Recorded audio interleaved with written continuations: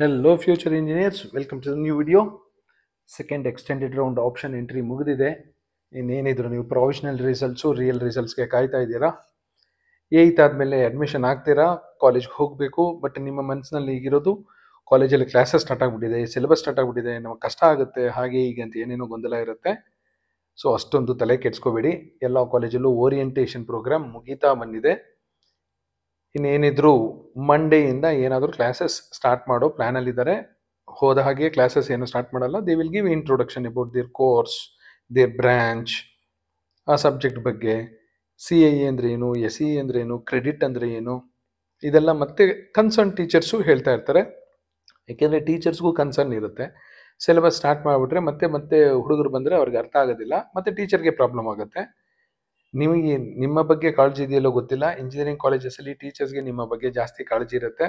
ಯಾಕೆಂದರೆ ನೀವು ಫೇಲ್ ಆದರೆ ನಿಮ್ಮನೇಲಿ ನಿಮ್ಮ ತಂದೆ ತಾಯಿ ಬೈತಾರೆ ಇಲ್ಲೋ ಗೊತ್ತಿಲ್ಲ. ಫ್ಯಾಕಲ್ಟಿಗೆ ಕಾಲೇಜಲ್ಲಿ ಕೇಳ್ತಾರೆ, ಯಾಕೆ ಫೇಲ್ ಆದರು, ನೀವು ಸರಿಯಾಗಿ ಪಾಠ ಮಾಡಿಲ್ಲ ಅಂತ. ಹಾಗಾಗಿ ಟೀಚರ್ಸೇ ರೆಸ್ಪಾನ್ಸಿಬಿಲಿಟಿ ತಗೋತಾರೆ.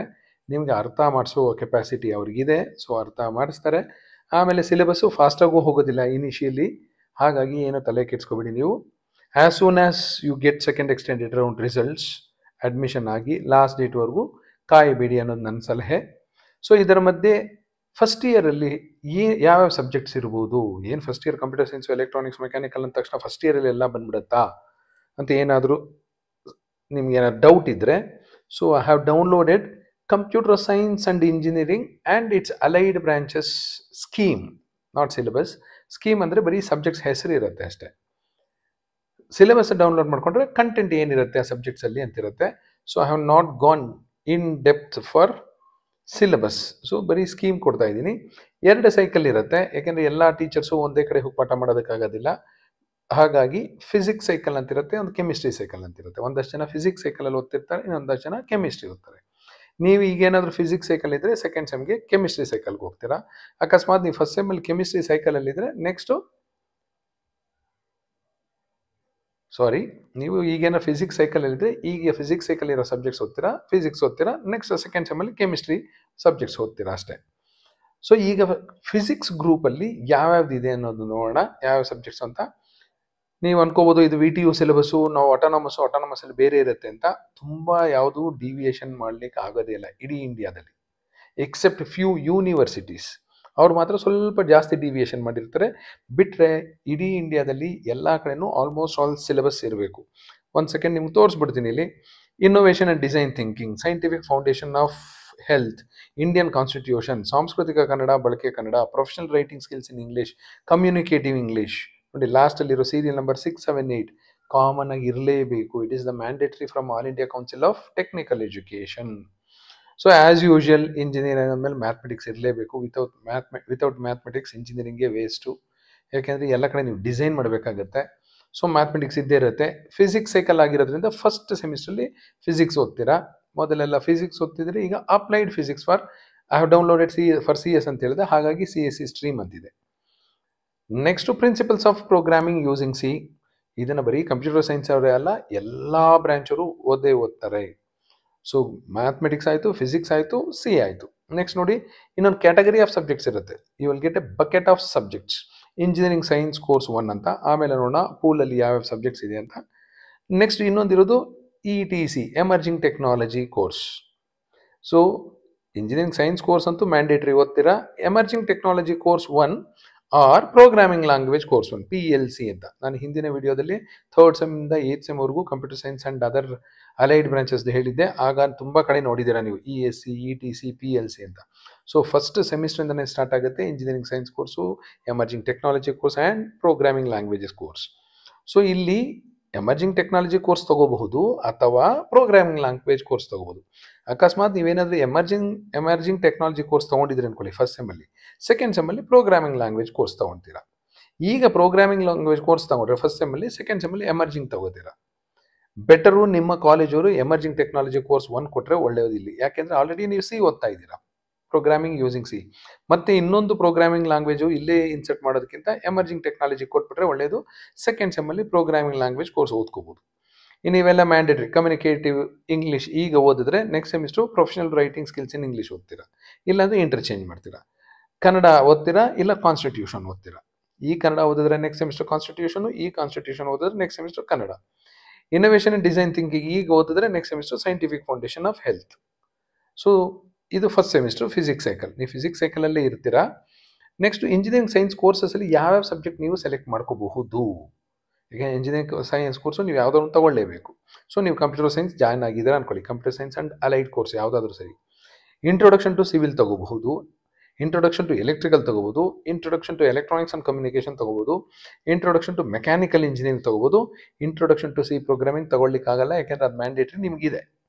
ಸೊ ಇದ್ರಲ್ಲಿ ಯಾವ್ದು ತಗೊಳ್ಳೋದು? ತುಂಬ ಜನ ನಾನು ನೋಡಿದ್ದೀನಿ students introduction to civil engineering ಅಂತ ತಗೊಂಡ್ಬಿಡ್ತಾರೆ, ಈಸಿ ಇದೆ ಸರ್ ಅಂತ. ಇಂಟ್ರೊಡಕ್ಷನ್ ಟು ಎಲೆಕ್ಟ್ರಿಕಲ್ ತಗೊಳ್ಳಿ ಅಂದರೆ ಹೆದರ್ ಬಿಡ್ತಾರೆ, ಇಲ್ಲ ಟೀಚರ್ಸ್ ಹೆದರ್ಸ್ಬಿಡ್ತಾರೆ, ಟಫ್ ಇರುತ್ತೆ ಹೋಗಬೇಡಿ ಅಂತ. So being a computer science engineer, definitely you should know what is electronics and communication. ಏಕೆಂದರೆ ನಿಮ್ಮ ಕಂಪ್ಯೂಟರ್ ಸಿಸ್ಟಮ್ ಒಳಗಡೆ ಇರೋದೆಲ್ಲ ಎಲೆಕ್ಟ್ರಾನಿಕ್ಸೇ. ಎಲೆಕ್ಟ್ರಾನಿಕ್ಸ್ ಅರ್ಥ ಮಾಡಿಕೊಂಡ್ರೆ ನಿಮಗೆ ಕಂಪ್ಯೂಟರ್ ಸೈನ್ಸ್ ಇಂಜಿನಿಯರ್ಸ್ಗೆ ಯೂಸ್ ಆಗುತ್ತೆ. So I recommend you people to take introduction to electronics communication instead of civil mechanical. ಯಾಕೆಂದರೆ ಕಂಪ್ಯೂಟರ್ ಸೈನ್ಸ್ಗೆ ಸ್ವಲ್ಪ ನಿಯರೆಸ್ಟ್ ಇರೋದು ಎಲೆಕ್ಟ್ರಾನಿಕ್ಸ್. ಹಾಗಾಗಿ ಇಂಜಿನಿಯರಿಂಗ್ ಸೈನ್ಸ್ ಕೋರ್ಸ್ ಆಫರ್ ಮಾಡಿದ್ರೆ ಇದನ್ನು ನಾನು ಸಜೆಸ್ಟ್ ಮಾಡ್ತೀನಿ, ಅದರ ಮೇಲೆ ನಿಮ್ಮ ಇಷ್ಟ.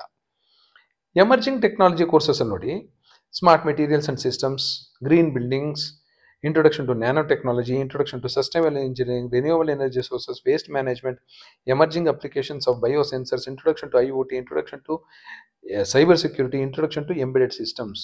ಇದನ್ನು ಯಾವ ಬ್ರಾಂಚ್ ಅವ್ರು ಬೇಕಾದರೂ ಓದಬಹುದು. ಸೊ ಇಷ್ಟು ಸಬ್ಜೆಕ್ಟಲ್ಲಿ ಒಂದು ಸಬ್ಜೆಕ್ಟ್ ಮಾತ್ರ ನೀವು ಸೆಲೆಕ್ಟ್ ಮಾಡ್ಕೋಬೇಕಾಗತ್ತೆ. ಸೊ ಇಲ್ಲಿ ಏನು ಇದರಲ್ಲಿ ಎಲ್ಲ ಕಂಟೆಂಟ್ ಹೇಳ್ಕೊಡ್ತಾರೆ ಅಂತೇನಿಲ್ಲ, brief idea. For example introduction to cyber security ನೀವು ತಗೋತೀರಾ ಅನ್ಕೊಳ್ಳಿ, ತುಂಬ ಬ್ರೀಫ್ ಆಗಿದೆ, ತುಂಬ ಕಡಿಮೆ ಕಂಟೆಂಟ್ ಇದೆ. ಅಂದರೆ ಸೈಬರ್ ಸೆಕ್ಯೂರಿಟಿ ಏನಿದೆ ಅಂತ ಮಾತ್ರ ಹೇಳ್ತಾರೆ. ವೈರಸ್ ಅಂದರೆ ಏನು, ಟ್ರೋಜನ್ ಹಾರ್ಸ್ ಅಂದರೆ ಏನು, ಹ್ಯಾಕಿಂಗ್ ಅಂದರೆ ಏನು, ಈ ಥರ ಎಥಿಕಲ್ ಹ್ಯಾಕಿಂಗ್ ಅಂದರೆ ಏನು ಅಂತ ಒಂದಷ್ಟು ವರ್ಡ್ಸ್ ಟರ್ಮಿನಾಲಜೀಸ್ ಹೇಳ್ಕೊಡ್ತಾರೆ. ಈ ಸಬ್ಜೆಕ್ಟ್ ಓದ ತಕ್ಷಣ ನೀವೇನು ಸೈಬರ್ ಸೆಕ್ಯೂರಿಟಿ ಎಕ್ಸ್ಪರ್ಟ್ ಆಗೋದಕ್ಕಾಗೋದಿಲ್ಲ. ಸೊ ಒಂದಷ್ಟು ಇಂಟ್ರೊಡಕ್ಷನ್ ಹೇಳ್ತಾರೆ. ಇಂಟ್ರೊಡಕ್ಷನ್ ಟು IoT ಅಂದರೆ ಇಂಟರ್ನೆಟ್ ಆಫ್ ಥಿಂಗ್ಸ್ ಬಗ್ಗೆ ಹೇಳ್ತಾರೆ. ಸೊ ಇದರಲ್ಲಿ IoT ಆದರೂ ತಗೊಳ್ಳಿ, ಸೈಬರ್ ಸೆಕ್ಯೂರಿಟಿ ಆದರೂ ತಗೊಳ್ಳಿ, ತೊಂದರೆ ಇಲ್ಲ. ಪ್ರೋಗ್ರಾಮಿಂಗ್ ಲ್ಯಾಂಗ್ವೇಜ್ ಕೋರ್ಸಸಲ್ಲಿ ಆಲ್ರೆಡಿ ಸಿನ ನಿಮಗೆ ಕಂಪ್ಯೂಟರ್ ಸೈನ್ಸ್ ಅವ್ರಿಗೆ ಕೋರ್ ಮಾಡಿದ್ದಾರೆ. ಹಾಗಾಗಿ ಇಲ್ಲಿ ಈಗ ನಿಮಗೂ ಗೊತ್ತು ಪೈಥಾನ್ ಅನ್ನೋದು ಜೋರಾಗಿ ಓಡ್ತಿದೆ, ಪೈಥಾನ್ ಆದರೂ ತಗೊಳ್ಳಿ, ಜಾವಾ ತಗೊಳ್ಳಿ, ಬೇಸಿಕ್ಸ್ ಅಷ್ಟೇ ಇದು. Basics of Java programming, introduction to web programming, introduction to C++ programming ಅಂತಿದೆ. ಫಸ್ಟ್ ಸೆಮ್ಮಲ್ಲಿ ಏನಾದರೂ ನೀವು C ತಗೊಂಡ್ರೆ ಸೆಕೆಂಡ್ ಸೆಮ್ಮಲ್ಲಿ C++ ಓದಿ ಅಷ್ಟೇ. ಸೊ ಸೆಕೆಂಡ್ ಸೆಮ್ಮಿಗೆ ಬಂದರೆ ಮ್ಯಾಥಮೆಟಿಕ್ಸ್ ಫಸ್ಟ್ ಸೆಮ್ಮಲ್ಲಿತ್ತು, ಈಗ ಮ್ಯಾಥಮೆಟಿಕ್ಸ್ 2 ಬರುತ್ತೆ. ಆಗ ಫಿಸಿಕ್ಸ್ ಓದಿದ್ರೆ ಫಸ್ಟ್ ಸೆಮ್ಮಲ್ಲಿ, ಈಗ ಕೆಮಿಸ್ಟ್ರಿ ಓದ್ತೀರಾ. ಕಂಪ್ಯೂಟರ್ ಏಡೆಡ್ ಇಂಜಿನಿಯರಿಂಗ್ ಡ್ರಾಯಿಂಗ್ ಓದ್ತೀರಾ. ನೆಕ್ಸ್ಟು ಅವೇ ರಿಪೀಟ್ ಆಗುತ್ತೆ, engineering science course, programming language course, ETC, next constitution, innovation design thinking ಅವೆಲ್ಲ. ಸೊ ಅದು ಇಂಟರ್ಚೇಂಜ್ ಆಗುತ್ತೆ. ಇಲ್ಲೂ ನೋಡಿ ಮತ್ತೆ ಅದೇ ಬಂದಿರುತ್ತೆ, civil, electrical, electronics, mechanical, C programming ಬಂದಿರುತ್ತೆ ಎಮರ್ಜಿಂಗ್ ಸೈನ್ಸ್ ಕೋರ್ಸಲ್ಲಿ. ಎಮರ್ಜಿಂಗ್ ಸೈನ್ಸ್ ಕೋರ್ಸಲ್ಲಿ ಈಗ ಇನ್ನೊಂದು ಸಬ್ಜೆಕ್ಟ್ ಓದಬೇಕಾಗತ್ತೆ. Next emerging technology course. Emerging technology ಕೋರ್ಸಲ್ಲಿ ಇನ್ನು ಯಾವುದಾದ್ರೂ ಸಬ್ಜೆಕ್ಟು ಸೆಲೆಕ್ಟ್ ಮಾಡ್ಕೋಬೋದು. ಇಲ್ಲಿ ನೋಡಿ, ಇಲ್ಲಿ programming language course R emerging technology course. ಒಂದು ಸೆಮಿಸ್ಟ್ರಲ್ಲಿ ಪ್ರೋಗ್ರಾಮಿಂಗ್ ಲ್ಯಾಂಗ್ವೇಜ್ ಕೋರ್ಸ್ ತೊಗೊಂಡ್ರೆ ನೀವು ಇನ್ನೊಂದು ಸೆಮಿಸ್ಟ್ರಲ್ಲಿ, ಅಂದರೆ ಫಸ್ಟಲ್ಲಿ ಪ್ರೋಗ್ರಾಮಿಂಗ್ ಲ್ಯಾಂಗ್ವೇಜ್ ಕೋರ್ಸ್ ತೊಗೊಂಡ್ರೆ ಎಮರ್ಜಿಂಗ್ ಟೆಕ್ನಾಲಜಿ ಕೋರ್ಸ್ 2 ಓದ್ತೀರಾ. ನನ್ನ ಸಲಹೆ ಫಸ್ಟ್ ಸೆಮಿಸ್ಟ್ರಲ್ಲಿ C ಇರೋದ್ರಿಂದ go for emerging technology course. Second ಸೆಮಿಗೆ ಬಂದಾಗ ಮತ್ತೆ ಇನ್ನೊಂದು ಪ್ರೋಗ್ರಾಮಿಂಗ್ ಲ್ಯಾಂಗ್ವೇಜ್ ಕೋರ್ಸ್ ಓದಿ, ಅಲ್ಲಿ ಫಸ್ಟ್ C ಅಲ್ಲಿ ಓದಿರ್ತೀರಾ, ಇಲ್ಲಿ C++ ಓದ್ತೀರಾ. ಇಂಜಿನಿಯರಿಂಗ್ ಸೈನ್ಸ್ ಕೋರ್ಸಲ್ಲಿ ಅಲ್ಲಿ ಏನಾದರೂ ನೀವು ಎಲೆಕ್ಟ್ರಾನಿಕ್ಸ್ ಓದಿದ್ದರೆ ಇಲ್ಲಿ ಎಲೆಕ್ಟ್ರಿಕಲ್ ನಾನು ಸಜೆಸ್ಟ್ ಮಾಡ್ತೀನಿ. ಬಟ್ ತುಂಬ ಹುಡುಗರು ಬೇರೆ ಬ್ರಾಂಚಿಗೆ ಹೊರಟೋಗ್ಬಿಡ್ತಾರೆ, ಸಿವಿಲ್ ತಗೋತೀನಿ ಅಂತಾರೆ, ಮೆಕ್ಯಾನಿಕಲ್ ತಗೋತೀನಿ ಅಂತಾರೆ. ಎಲ್ಲರೂ ಏನು ಅಂದರೆ ಈಸಿ ಯಾವುದಿದೆ ಅಂತ ಹೊರಟೋಗ್ಬಿಡ್ತಾರೆ. ನಿಮ್ಮ ಲೈಫ್ ಈಗ ಈಸಿ ಆಯಿತು ಅಂದರೆ ಮುಂದೆ ಕಷ್ಟ ಆಗುತ್ತೆ. ಈಗಲೇ ಸ್ವಲ್ಪ ಕಷ್ಟಪಟ್ಟು ಒಳ್ಳೊಳ್ಳೆ ಸಬ್ಜೆಕ್ಟ್ಸ್ ಕಲ್ತ್ಕೊಂಡ್ರೆ ಮುಂದೆ ನಿಮ್ಮ ಲೈಫು ಈಸಿ ಆಗುತ್ತೆ. ಸೇಮ್ ಸಬ್ಜೆಕ್ಟ್ಸ್ ಇಲ್ಲೂ ಅಷ್ಟೇ, PLCಯಲ್ಲಿ C++, Java, Python, programming and web programming. So ಇಷ್ಟೇ ಸಬ್ಜೆಕ್ಟ್ಸು ನೀವು ಫಸ್ಟ್ ಇಯರಲ್ಲಿ ಓದೋದು. ಇದರಲ್ಲಿ ಯಾವುದೋ ಭಯಾನಕವಾಗಿದೆ, ಖತರ್ನಾಕ್ ಆಗಿದೆ, ಏನೋ ನಿಮ್ಗೆ ತೊಂದರೆ ಕೊಟ್ಬಿಡುತ್ತೆ ಒಂದು ವಾರ ಲೇಟಾಗಿ ಹೋದರೆ ಕಾಲೇಜ್ಗೆ ಅನ್ನೋಂಥ ಯಾವುದೂ ಸಬ್ಜೆಕ್ಟ್ಸ್ ಇಲ್ಲ. ನಿಮ್ಗೆ ಏನಾದರೂ ಇಂಟ್ರೆಸ್ಟ್ ಇದ್ದರೆ VTU ವೆಬ್ಸೈಟಿಂದ ಸಿಲೆಬಸ್ಸು ಡೌನ್ಲೋಡ್ ಮಾಡ್ಕೊಳ್ಳಿ, ಸಿಲೆಬಸ್ಸು ನೋಡಿ, ಅದ್ರ ರಿಲೇಟೆಡ್ನ ಗೂಗಲಲ್ಲಿ, ಯೂಟ್ಯೂಬಲ್ಲಿ ಟ್ರೈ ಮಾಡಿ. You will get lot of videos, ತುಂಬ ಕಂಟೆಂಟ್ ಬರುತ್ತೆ. ಈ VTU ಸಿಲೆಬಸ್ ಪ್ರಕಾರ ನೋಟ್ಸ್ ಮಾಡಿರೋದು ಅಪ್ಲೋಡ್ ಮಾಡಿರ್ತಾರೆ ತುಂಬ ಕಾಲೇಜ್ಗಳವರು. ಆ ಕಾಲೇಜ್ ವೆಬ್ಸೈಟ್ಗೆ ಹೋದರೆ ನಿಮಗೆ ನೋಟ್ಸು ಸಹ ಸಿಗುತ್ತೆ, PPT ಸಿಗುತ್ತೆ, ವಿಡಿಯೋಸ್ ಸಿಗುತ್ತೆ. ನಿಮ್ಮ ಫಿಂಗರ್ ಟಿಪ್ಸಲ್ಲಿ, ನಿಮ್ಮ ಮೊಬೈಲಲ್ಲಿ ಎಲ್ಲ ಡೇಟಾ ಇದೆ. ಉಪಯೋಗಿಸ್ಕೊಳ್ಳೋ ಜವಾಬ್ದಾರಿ ನಿಮ್ಮದು. ಇಲ್ಲಿ ಏನು ಹಾಕಿದ್ದಾರೆ ಅಂದರೆ, ಇಲ್ಲಿ computer science engineering and allied branches ಅಂತಿದೆ. Almost same content will be there for all students. ಹಾಗಾಗಿ ಫಾರ್ ಎಕ್ಸಾಂಪಲ್ ಅಂತ ನಾನು ಕಂಪ್ಯೂಟರ್ ಸೈನ್ಸ್ ತೊಗೊಂಡಿದ್ದೀನಿ ಅಷ್ಟೇ. ಸೊ 3rd ಇಂದ 8th ವರೆಗೂ computer science and allied branches I have discussed in a lengthy video. Hope you might have seen it. So first ಇಯರ್ಗೆ ಈಗ ಹೋಗಬೇಕಾದ್ರೆ ಮೆಂಟಲಿ ಪ್ರಿಪೇರ್ ಆಗಿರಿ. ಹಾಗಾಗಿ ಈ ವಿಡಿಯೋ ಮಾಡಿದ್ದೀನಿ. Thank you and all the best.